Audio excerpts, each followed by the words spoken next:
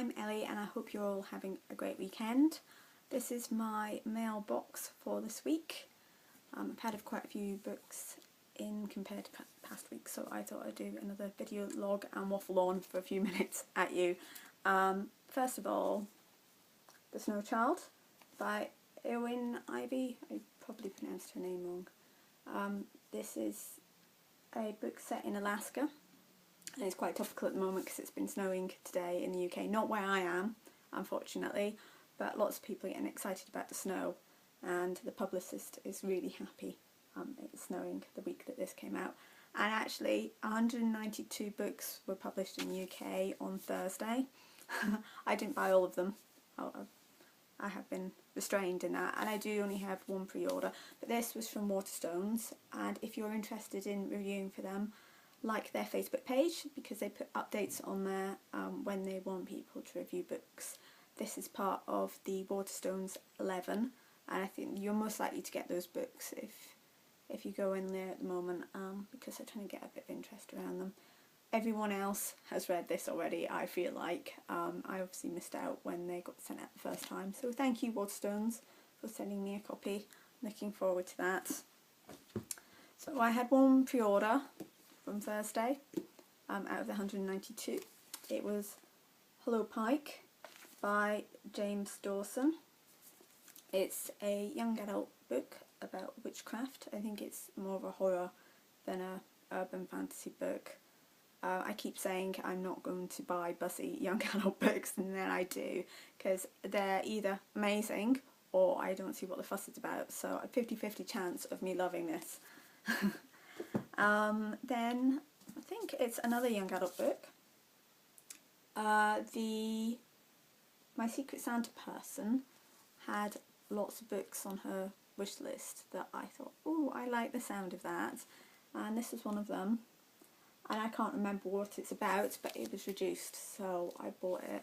And it has a really pretty cover that you can't really tell online. You probably can't tell in the video. It's like iridescent feathers. I think it's one that I would pick up if I saw it in a bookshop. Wow, I wish I had written this book, someone says on the back. I'm sure I'll find out soon enough what it's about. It looks like it's fantasy. Does somebody else do that? Buy books and have no idea what they are, or is it just me? You probably think she's got too much money. I don't have too much money, I just like books. I got another wishlist book this week, which I added to my wishlist because it had a pretty cover. It's Diving Bells by Lucy Wood, and I don't think I actually even said the title of the last one. It's Daughter of Smoke and Bone by Laini Taylor. There we go. You can read though. You can all read, otherwise why would you be following my blog? So back to Diving Bells. Yeah, I thought it was really pretty looking, but I didn't pay much attention to it. I think a blogger must have talked about it somewhere.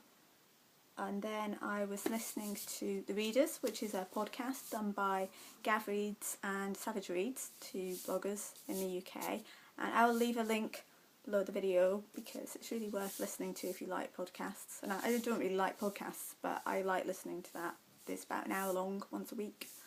And Simon has been reading this, and it's a collection of short stories about the sea, and I love the sea, and I love writing that's passionate about the sea. And I was reading the first page, and it sounds magical. I have to hold off reading it until I've done a few more reviews, but yeah, that was my payday treat, this one. Then the Book People had a free postage code this week, and they are really cheap, and I always buy something when they have a free postage code.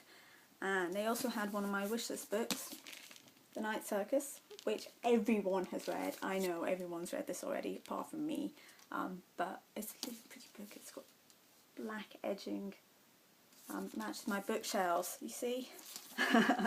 But I think you all know what this is about. If not, Google it, look at some blogs.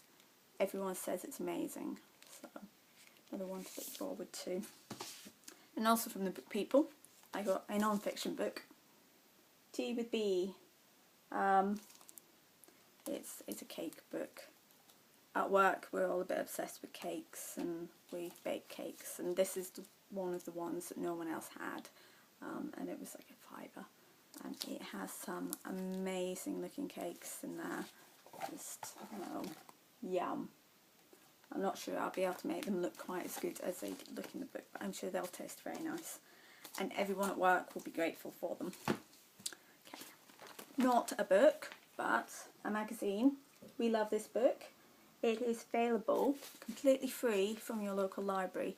Yesterday was National Libraries Day in the UK, and lots of people went to show their support, and there were loads of people in my library yesterday. But this is a great magazine. You can actually subscribe if you don't get to your library very often, or they've all gone. If you just Google "We Love This Book," then you'll find them.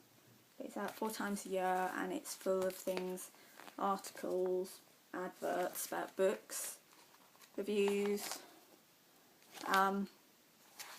sorts of things that we have on blogs, but in paper form. So you should pick it up and have a little read, and tell people to support your library as well.